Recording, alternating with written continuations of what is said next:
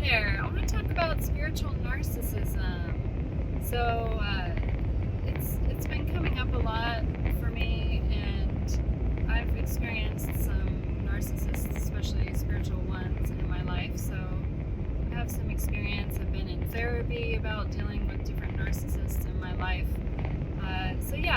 What does spiritual narcissism look like, and what is the difference between it or overt or covert? I believe that spiritual narcissism can come through either of those lenses of overt and covert narcissist. So I'm going to go into things to look out for. So with narcissism, and first off, it's very trendy right now to talk about narcissism, and it is a spectrum. A lot of us have certain things that are narcissistic about us. But actually having the personality disorder is a whole other thing that's way more serious. So narcissism traits with an overt narcissist. This is someone who it's more obvious. They have a lot of grandiose feelings about themselves and their abilities in the world, and that can play out in any arena of life, whether it's their love life or their business or anything. They can come across as very much wanting all the attention and not really caring what other people think, and not having a lot of empathy, and just going forward with life and manipulating things in ways that suit them. And it can be more obvious.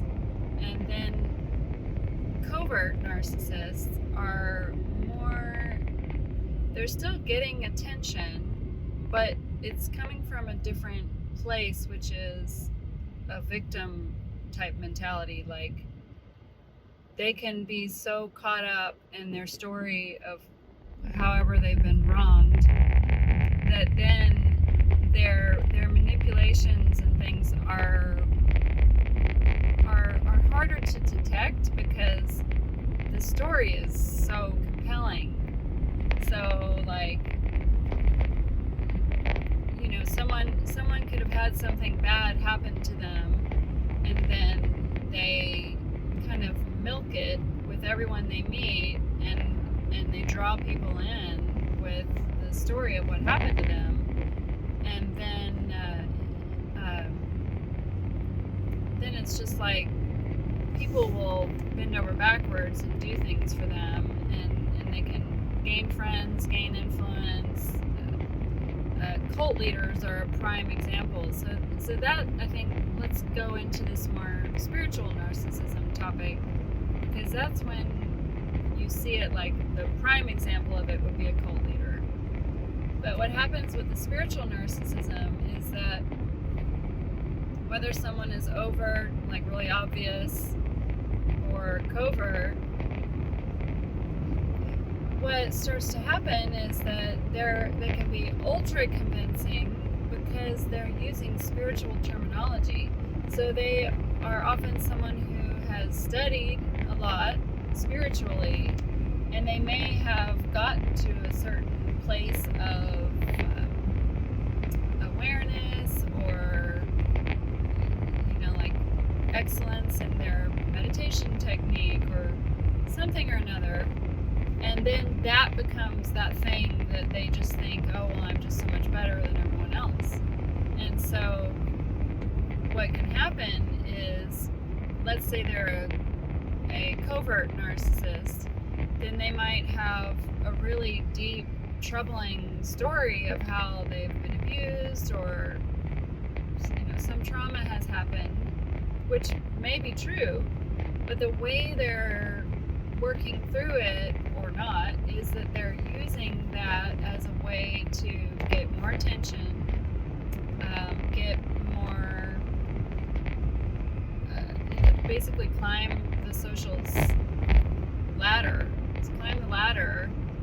and gain influence.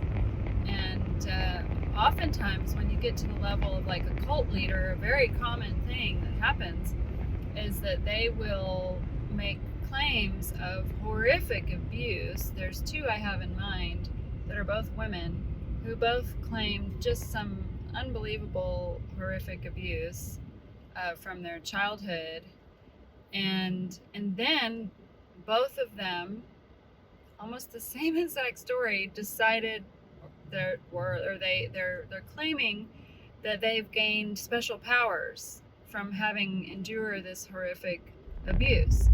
Now, I'm not going to debate about whether or not people can have special powers. I think we all have some abilities that we can cultivate, and maybe others are more opened up for certain reasons or whatever. But some of these special powers that like these cult leaders are claiming are pretty far out, you know, and the way they do it, the way they claim it, and what they want others to believe is that, you know, whether it's because of their victimization that they've had happen to them, or just some inherent thing that they inherited from their lineage or their ancestors or whatever, their special powers are so special and other people don't have those powers, and they're able to do things other people can't do. And so if you just stick with them, you're going to get the benefits of their special powers.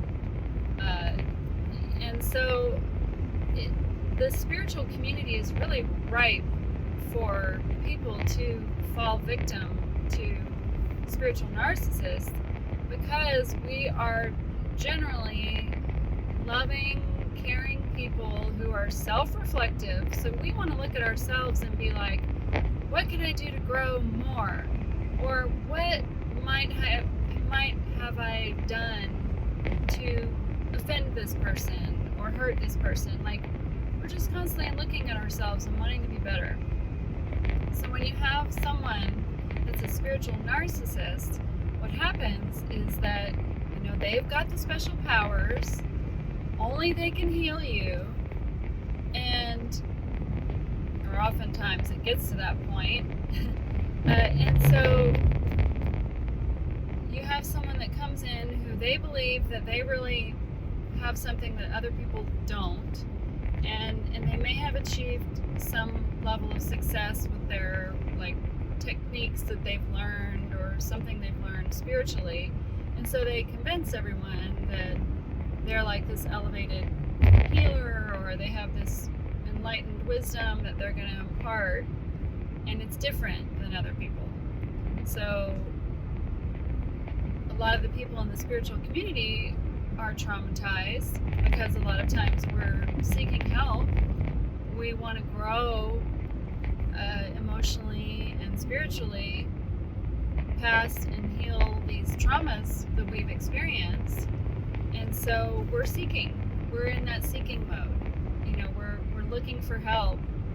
And another thing that happens a lot with all of the narcissists that I didn't mention is that a lot of times they can be really beautiful or good looking, and so that can be another thing that they're using, consciously or not, to help people, you know, get drawn to them. So it's sort of like, I'm beautiful, God made me extra beautiful or good looking because I have these special powers and I'm going to help people, and so my good looks just draw people to me, and they're going to get whatever they need. And I'm not saying that the narcissists don't believe what they're saying themselves. A lot of them do.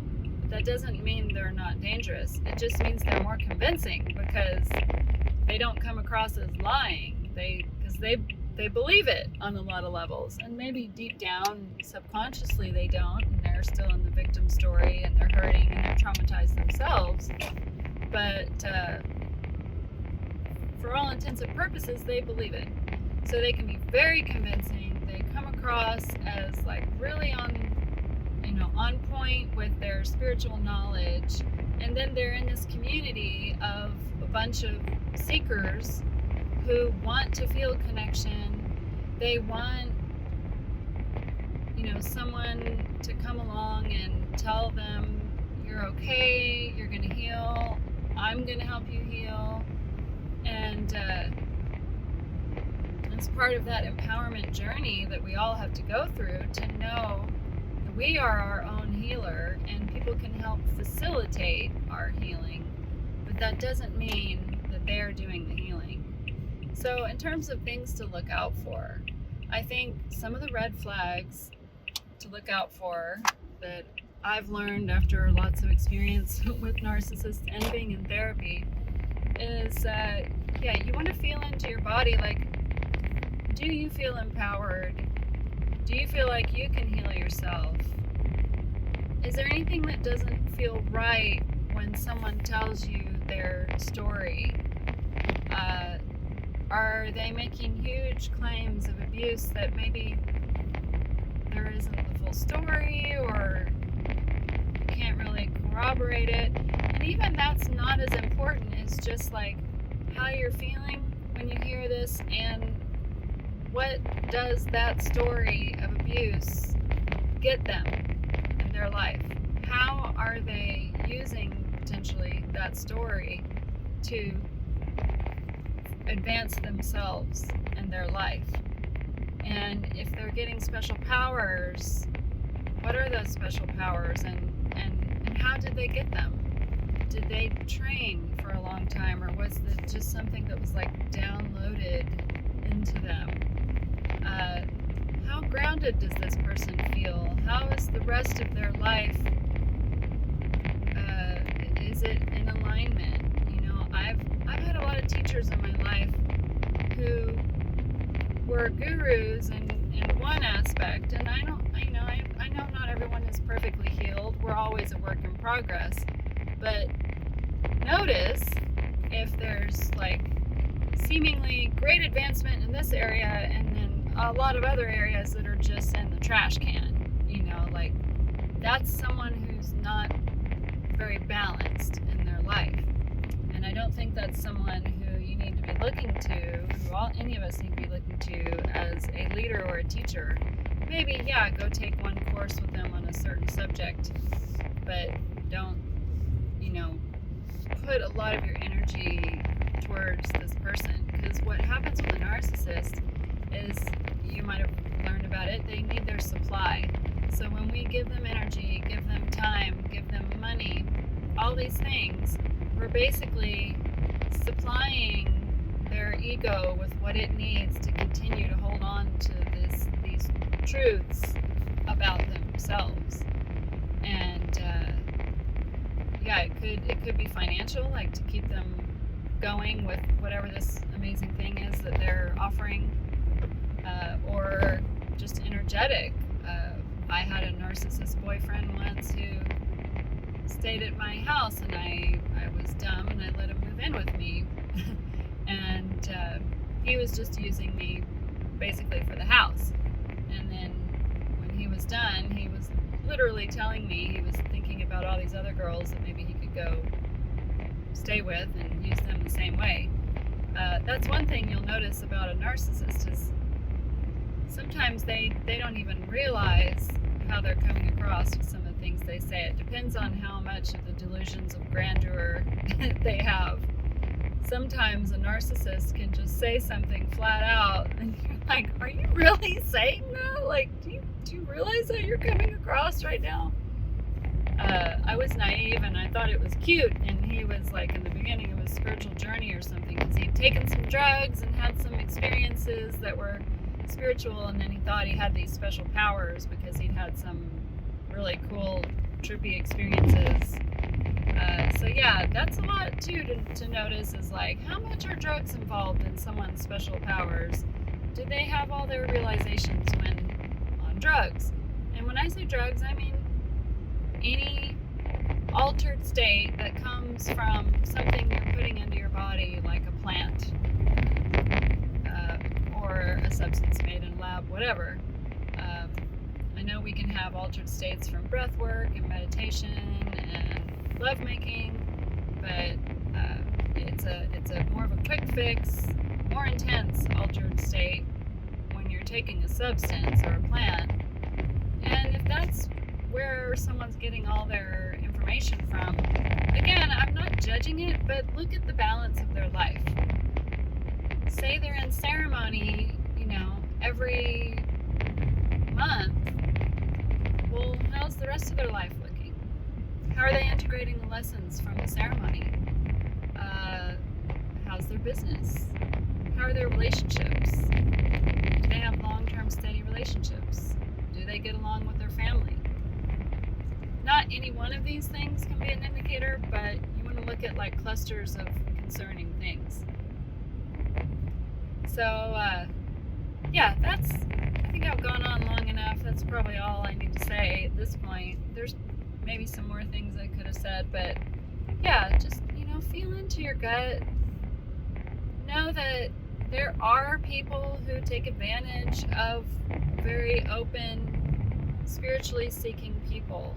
Our community is ripe for manipulators of all types, whether they're narcissists or whatever. And just value yourself. You are such a precious energy in your own life. Value your energy and the time and money and effort you give towards people, and make sure that you're being compensated. Like, is this person giving back to you really? How do you feel with your interactions with them? Do you feel lifted up? Do you really feel you're equally giving? Because the more you give doesn't mean it's going to inspire them to give more. And you can waste years, months, however long of your life giving and giving and giving and trying to help somebody who really seems to need help. And you keep thinking, oh, they're gonna get it together and get on their feet and be so much more able to flourish and give back, once I've helped them. And really look at the relationships with the person. Do they go from person to person or community to community to kind of continue their story and receive help? Like, interestingly, my old boyfriend that was a narcissist, what he ended up doing was he found Jesus and became a super holy roller Christian again. And that ended up working out great for him because he stopped doing all the drugs he was doing, and he just had like some boundaries with his Christian faith and community that didn't do drugs with him. And he just kind of nipped it all in the bud. Maybe he'll have a Jesus complex one day, I don't know. But it worked out for him. So yeah, I hope this has been helpful.